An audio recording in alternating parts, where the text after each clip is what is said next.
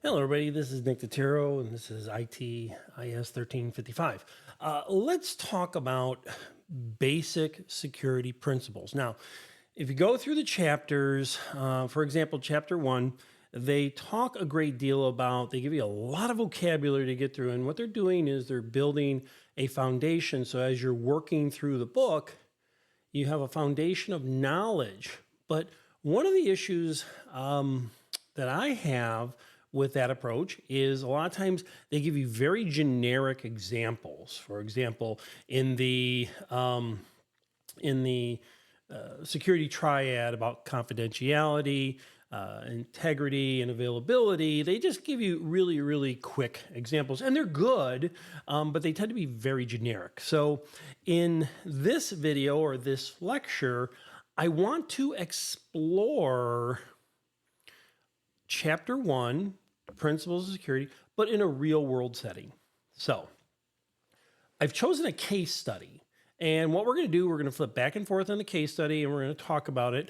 We're going to flip back and forth, and it's going to use real world situation, probably from a breach that you all may have heard about.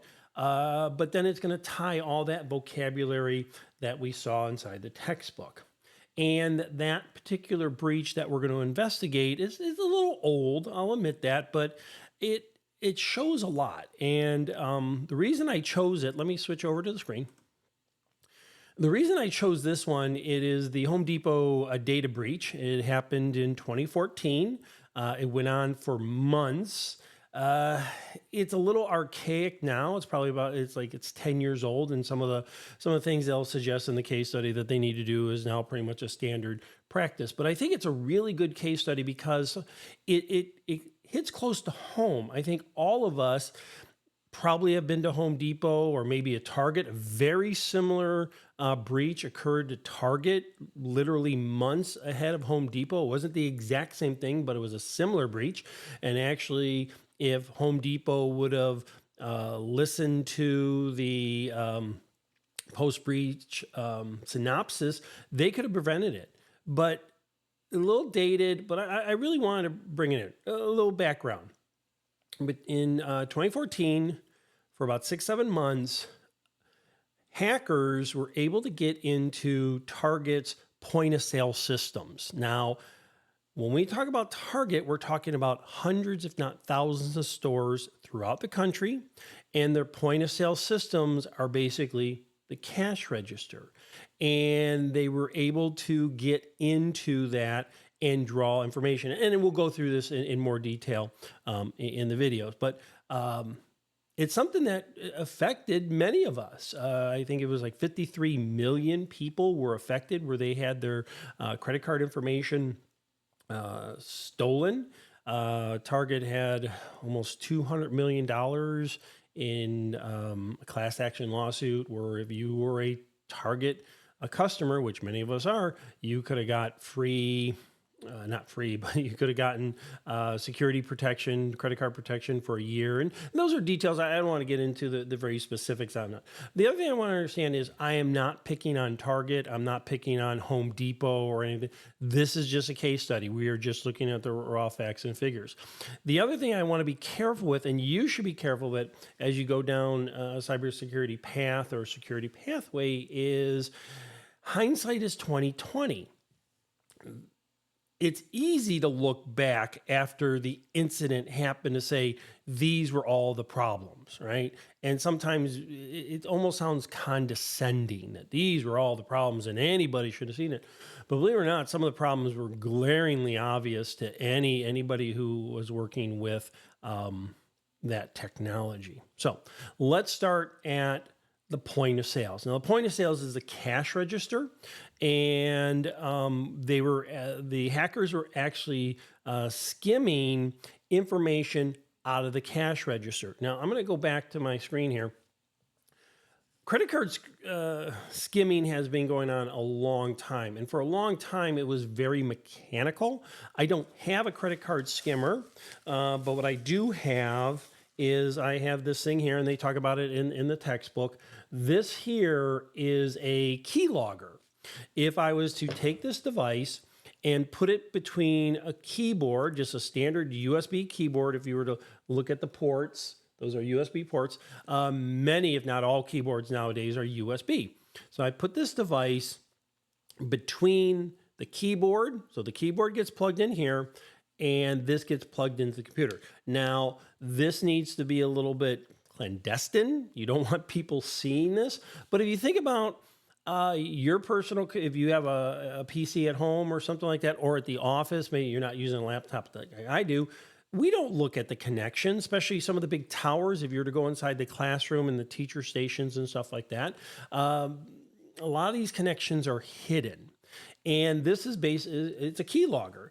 Everything that is typed on the keyboard before it gets to the computer gets recorded. There's memory in here. And not only is there memory in this device has Wi-Fi built into it. So as it's typing and saving, the bad actor can go in here through Wi-Fi, through a Wi-Fi connection, and literally pull text files of just the keystrokes. Nothing is encrypted, nothing is protected. This is all hardware based. Now, there's a saying I use in security all the time. If I can touch it, I can own it. Meaning if I can somehow physically get to that device, I own that device. There's a whole bunch of things I can do with that device. If anything, I can steal the device outright, just pick it up and move it there. So this is one of the technologies where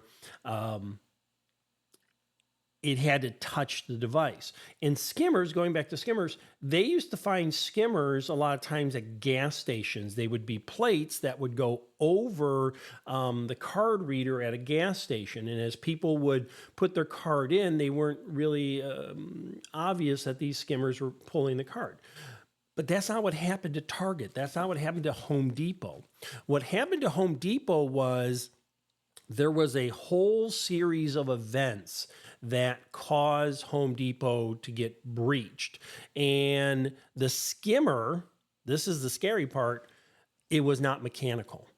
The skimming was done with the program. Actually, the point of sale software had malware embedded into it. So it was skimming. There was no physical skimmer there, but as the credit cards were being read, and now this is 2014, most of the credit cards had that magnetic stripe.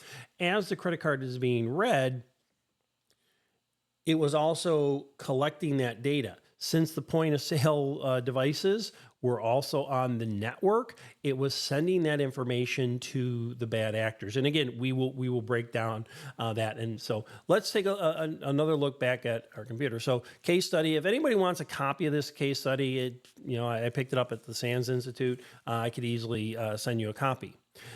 And they basically go through some introduction about, Home Depot and the gathering of information. I'm going to zoom this in just a little bit bigger so you guys can make it a little bit clearer here. They believe it affected at least 7 months before it was discovered, which is an extremely long time for this to go and happen. It was not ransomware. Nobody was asking for money. They didn't gather that. This was a straight credit card theft, all right?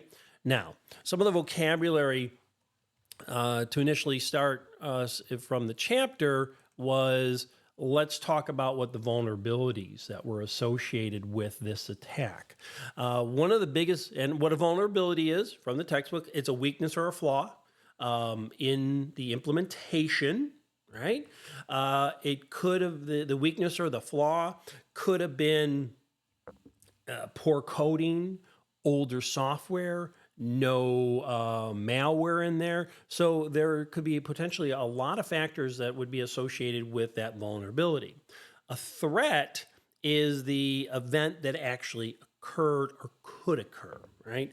I use the phrase bad actors. I just think it's a cooler phrase, but you may hear somebody called a threat actor. I like the word bad actor because it really puts them into their place. So let me scroll. Did happen before. Here's some breaches.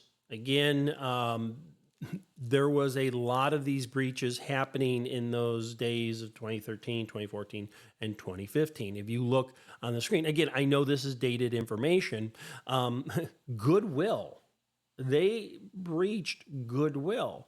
Now, if you think about it, they don't care about the organization. What they care about is, does that organization have a point of sales or a POS system, right?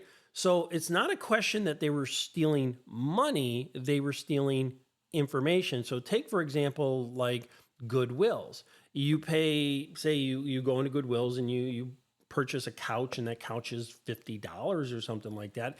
It's not the $50 that was important. What was important was the credit card. Well, here's my credit card, and we get the particular information.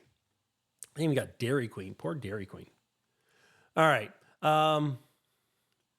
Here they talk, in this particular case, they talk about the new and improved methods in credit cards. Back then, it's only been less than 10 years, but back then it was a lot of magnetic strips, anything. Now we've replaced those a lot with touchless and the smart chips that are built in thing. But you know what? We still have those magnetic chips. I'm talking my own personal situation. Sometimes if it's very frustrating and I can't get the chip to work, I know the swipe technology will work. Now we're basically, what do you call it? Touchless.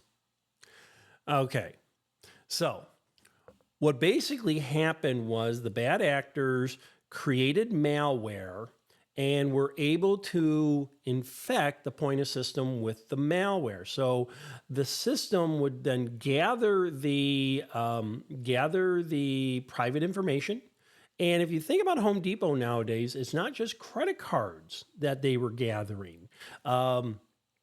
If you go into Home Depot and you do a lot of construction or something like that, even for personal use, sometimes they'll ask you to create an account with all your personal information, and they'll give you a discount saying you are a home remodeler or something like that. They'll often ask for what do you call passwords?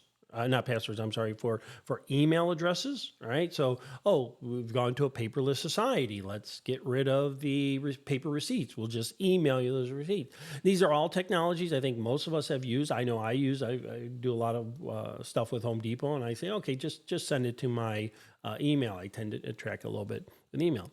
But how did it get there? I mean, it's easy for me to say, well, it was infiltrated and it was put inside these systems.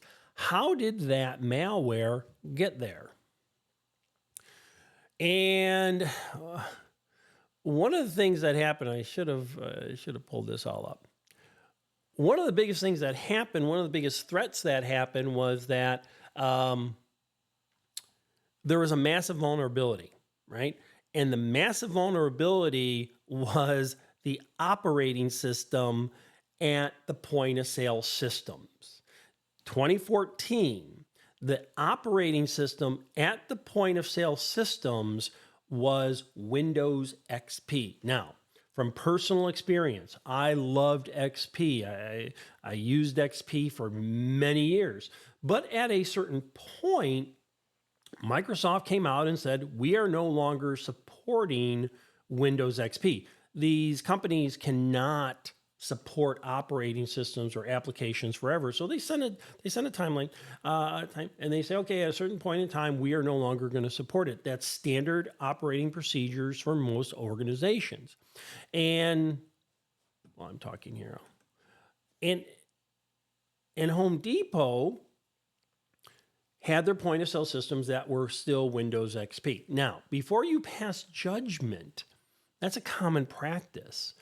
Think about this. What happens when you have to I'm not agreeing to it, I'm just explaining it. What happens when you have to upgrade your system, right? It's a pain.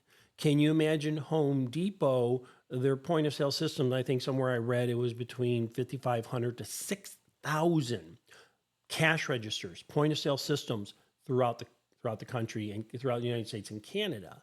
So for us to kind of sit back and say, oh, they needed to change everything, that is and was a massive undertaking. Now, they learned the hard way. It would have been cheaper, but you kind of understand it. It was like, well, nothing, we're having no problem here.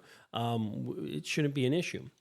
But then how did they even get to that? Now think about that. We got 6,000, 5,500 to 6,000 point of sale systems were compromised.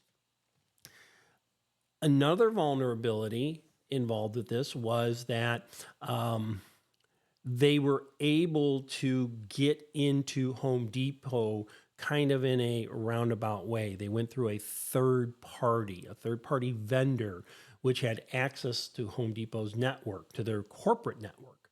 And they went through there, and then they were able to branch off to Home Depot's corporate network and then branch off to their point of sales network. Now, in reality, their corporate network and their point of sales network were the same thing. One of the big findings was they had their entire corporate network and all their point of sale systems and all their store networks on one big giant network. So again, massive vulnerabilities here.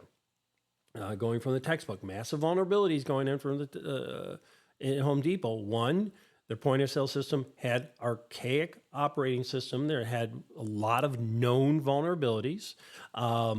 They were able to go through a vendor network. Now, never really quite sure what may have happened there. It was some kind of malware. There's no indication, or I couldn't find indication of how they got it, but I have to assume it was email or something like that, or something. But they just didn't block that vendor attack, even though the vendor was also a victim. They were then able to jump from the corporate computers and servers over to the point of sale servers. So they infiltrated all of this stuff. Now, going back to the book, vocabulary from the book. So the bad actors or the threat actors, what were they trying to accomplish? It wasn't ransomware, like I said before. They were trying to gather as many credit card and private information as possible. Roughly about 53 million credit cards were compromised. They then sold that onto the deep web, right? If you remember from other courses, maybe here you have the top layer of the web, you have the dark web, which is cool, and we're going to do a video about that later on. And then underneath that we have the deep web, which is has the potential of having nefarious information. Now, these were all, when this was going on, these were all black hat hackers. Inside the book, we talk about the different types of hackers out there. They talk about the black hat, and that's what most people will think about when they deal with hackers. They think about the people that do not have permission or privileges, and they are going to try to do you harm. When we get into white hat hackers or gray hat hackers, those are usually security professionals that are hired by organizations, right? Home Depot didn't do that. There was no preliminary evaluation. And one of the recommendations was to do after the breach was to do some kind of white hat or gray hat infiltration. Now, in a white hat infiltration, basically the pretend hackers, the real hackers, but they're employed by the organization, have no information to go by, right? They just try their best to get into the network. Gray hat, a little bit different, where sometimes they were provided information. You're typically provided information, and then again, they tend to see along the way. Which brings up a interesting concept you hear about in the book. This were professionals. These were not amateurs doing this. They knew what they're doing. You might hear the phrase, and I use this phrase sometimes, they call it script kiddies. These are the individuals that go up to the internet, pull down software, and attempt to do some kind of breach with pre-created software. For example, this keylogger is somewhat of a script kiddie device. It takes about 20 minutes to understand and figure out how to use it. It's very mechanical. There's not a lot of knowledge or intelligence that I have to work with this. most script kiddie attacks can easily be thwarted. If you're downloading, or if the script kiddie is downloading some kind of vulnerability, that means that vulnerability is known, right? And chances are any of the applications being downloaded by a script kiddie, the vulnerability is known and preventative measures have already taken effect. So we don't really work. They're annoying. I'll just say that.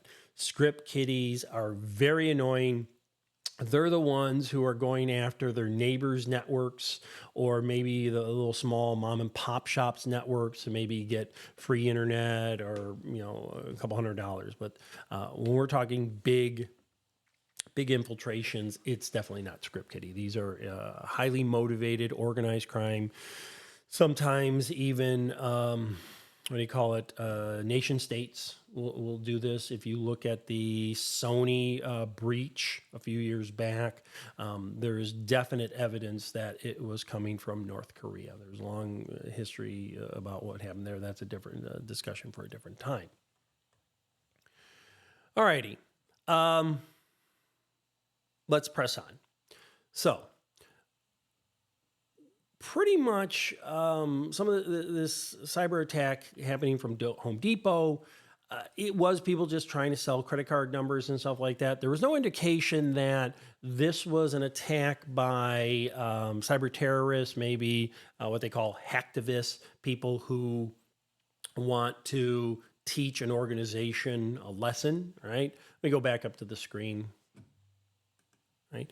There was no indication it was a hacktivist or anything like that. This was just pure, straight theft. Right? Now, other findings that they discovered in this Home Depot attack was, let me go here, was that the point of sale information was not encrypted. Okay, or it had very poor encryption. If we go back to the cybersecurity or the security triad of confidentiality, integrity, availability, confidentiality is encryption, some form of encryption. And we have a lot to discuss in other videos and other lectures. But confidentiality is when two entities want their communication, two or more entities want their communication to be private. Those things are pretty easily discovered, or we can see. Later on, we'll talk about it. But if I look up here, right up here, you see that little lock. I think a lot of us do take that for granted. That means the communication between my computer and the server it's talking to is encrypted through public key encryption. Again, that's for another video. So anybody grabbing any information from my machine, remember the internet's a big giant party line, they're getting encrypted data, right? Fundamentally, they're just getting encrypted data, which is then hard for them to recreate, almost impossible. Again, another video at another time. At the Home Depot breach, was there we have a confidential, was there an integrity breach? Meaning, and integrity is from the triad, was data being altered or changed? Not really. The data wasn't being altered or changed. The malware involved was altering and changing how the point of sale systems were working and what information was being sent. But the actual data going between the points, that's why it wasn't being compromised. It wasn't being altered or changed. That's what integrity is, that you know that the data being sent between two or more points is the data that's supposed to be there. That wasn't being changed with in this particular case. If anything, the bad actors, they're very smart people. They're criminals, but they're very smart people. The bad actors, they allowed the credit card transactions to go through, right? So the information was going through. So going back, Confidentiality, there was no encryption at the point of sale system. There was encryption between the point of sale system and the server, but by then it was too late. They needed encryption between the keypad, the scanner, whatever, and they needed encryption inside the memory. Actually, inside the memory, it was still being processed as clear text. When it was sent over the wire, then it was encrypted, but by then it was too late. The skimmer was grabbing that particular information. It would be the same principle as this keylogger. This keylogger doesn't encrypt anything, but let's imagine that the keyboards, we can set up keyboards for encryption where they're actually, as I'm typing, it's encrypting the data as it's going to the computer. I've never seen anything like that. I'm using that, but that was one of the issues that was they had problems with the home of sale. So confidentiality, there wasn't encryption, integrity. Again, the data was just being stored. There was no manipulation of the data.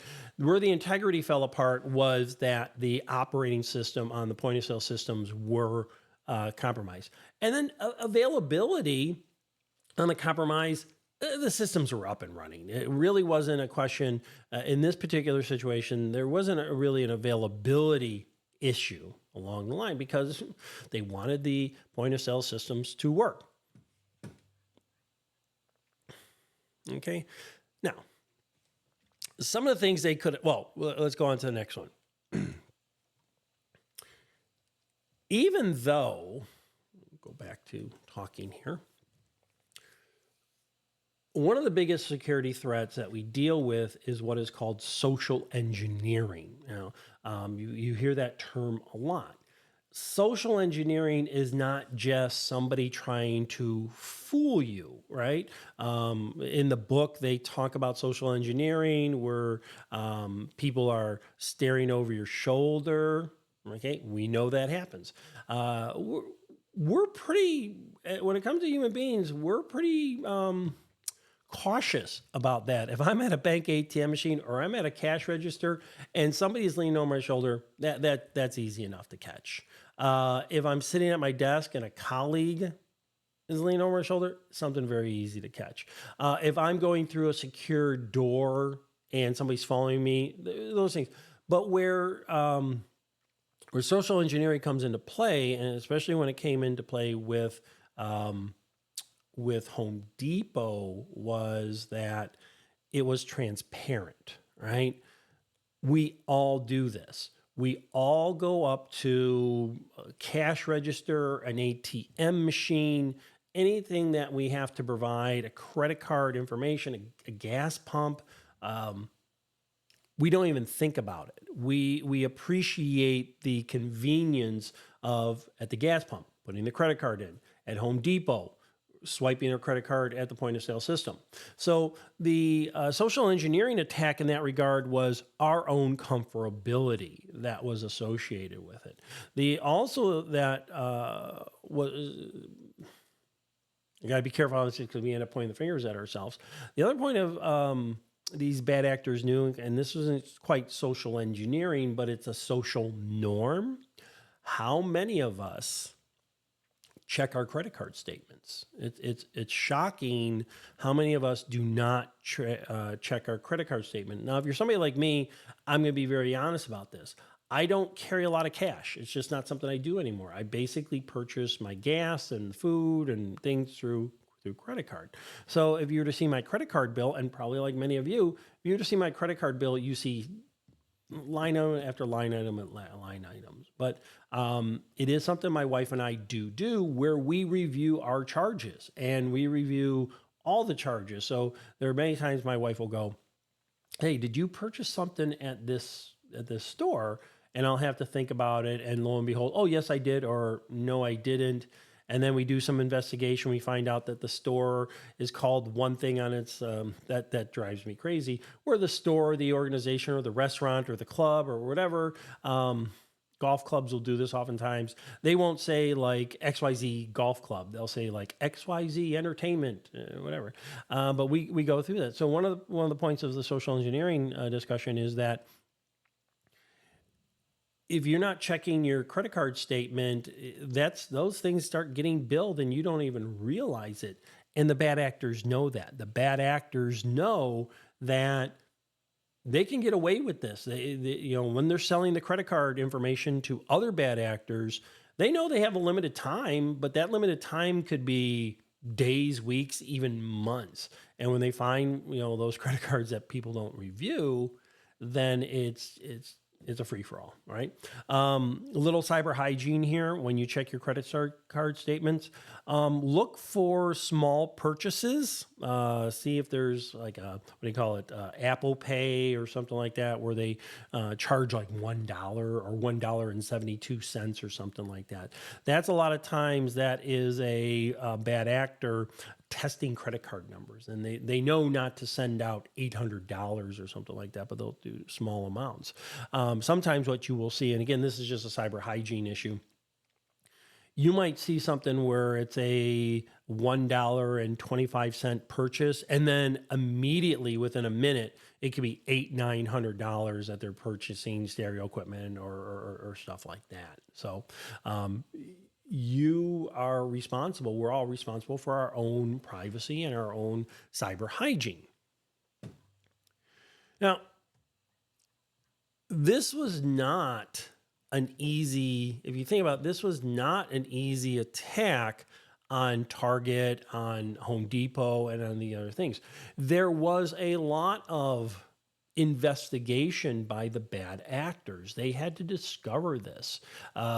What was a book called Threat Investigation or something like that. Fortunately, in the past few years, 10, 15 years, our government has got involved. National Institute of Standards and Technology, the NSA, and they are creating, SANS is a private organization, but they create databases of known vulnerability, especially on operating systems. Down the road in other videos, we'll talk about some of the databases that are associated with the known vulnerabilities. All right. Other issues that they had with Home Depot was that I've already mentioned that the corporate network and the point of sales network were the same network that needed to be segmented.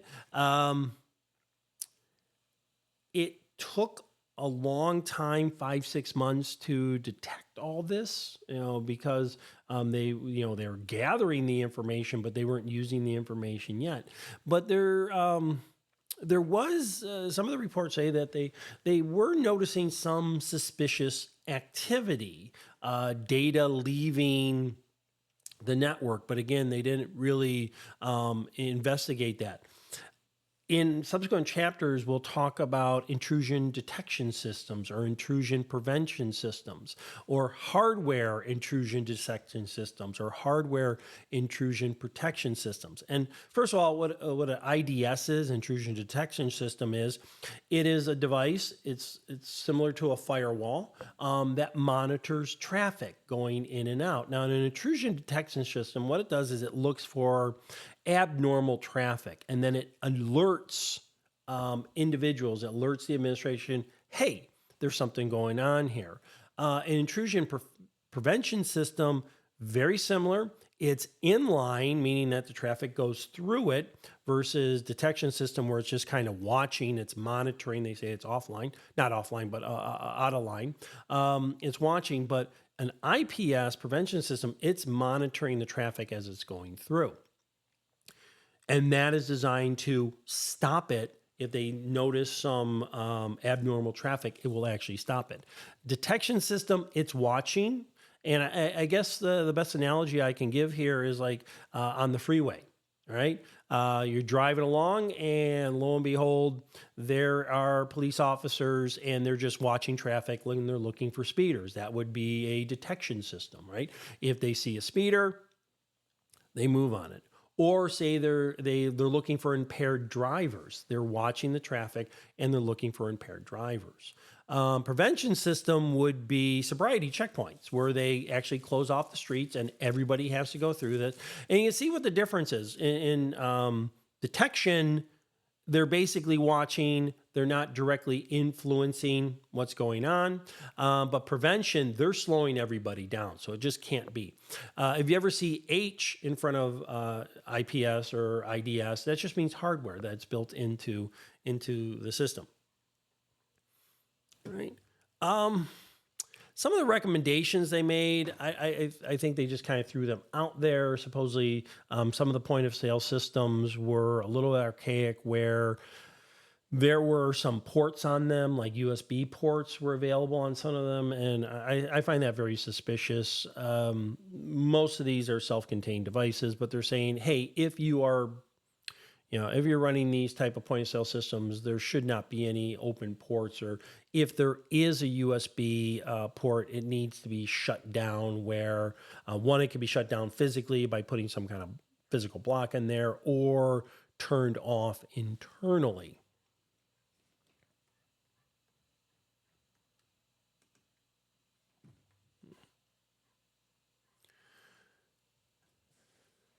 Let's talk about what was the real cost. They touch base with it in the book. What was the real cost to this breach? Well, obviously, 53 million cards were breached. That didn't cost Home Depot anything, but eventually the class action lawsuit was close to $200 million, where if you were a customer of Home Depot, you had to pay. Home Depot would pay for credit card monitoring and stuff like that. I think the class action suit, I want to say like 170 or 200 million. That's a different, I'm not going to get down there. But one of the biggest hits that Home Depot did on this was its professional reputation. Again, this is 10 years ago, but I remember distinctly when this happened, people were outraged with Home Depot. Their stocks plummeted horribly, because to the point where they were looking at potential bankruptcy, because people just lost all confidence with Home Depot. Same thing with Target. Again, this is when Target got breached, and these other ones. So these breaches cost more than the money involved. They do cost reputations, right? Also, then the cost to the individuals that had their credit card stolen and had maybe their identity stolen. Those type of things are somewhat unimaginable for us. What they could have done, going back to the screen, some of the things that they recommended was point-to-point encryption. And here they're not, yes, obviously the connection between Home Depot and the credit card companies, but actually the encryption method is actually at the point of sales, where even if this stuff gets into memory, it's encrypted inside memory. So even PIN codes and things like that. One of the other big things was they basically said, you need to upgrade these point of sale systems. Windows XP is no longer supported. We now have Windows does have operating systems for embedded devices that are far more secure, and more importantly, they're supported. Right. Another thing, another recommendation was, and Home Depot did all of this. They had to. They were hemorrhaging customers. The point of sale system needed to be a different network. It needed to be segmented off the network. And again, we're going to talk about all this stuff in other videos and other chapters and stuff like that. But I kind of want to use this as a kind of an example here.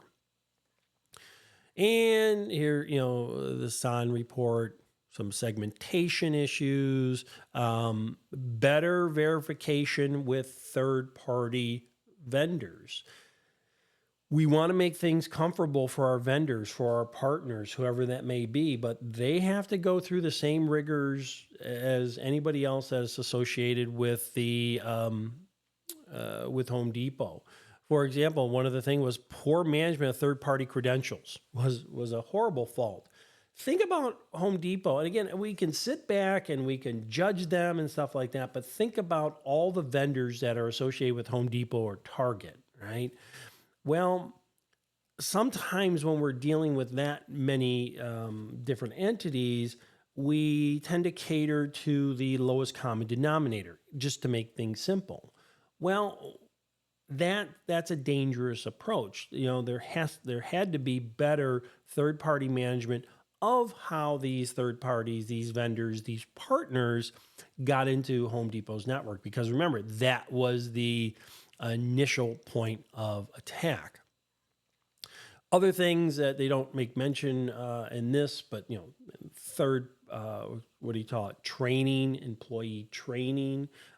Be aware of suspicious activity, those type of things. It really is a very interesting perspective. I know it's dated. I'm going to keep saying that.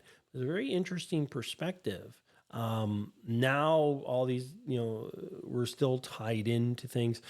Fortunately, even small companies, they can get point of sale systems that are fairly secure. But I really did want to touch base on this early thing, and we're gonna build upon it throughout other videos. But instead of just doing vocabulary and things like that from the textbook, in other videos, we are definitely going to talk about phishing, V-phishing, or vishing, I can't pronounce that, spear phishing, where there's going after a particular target.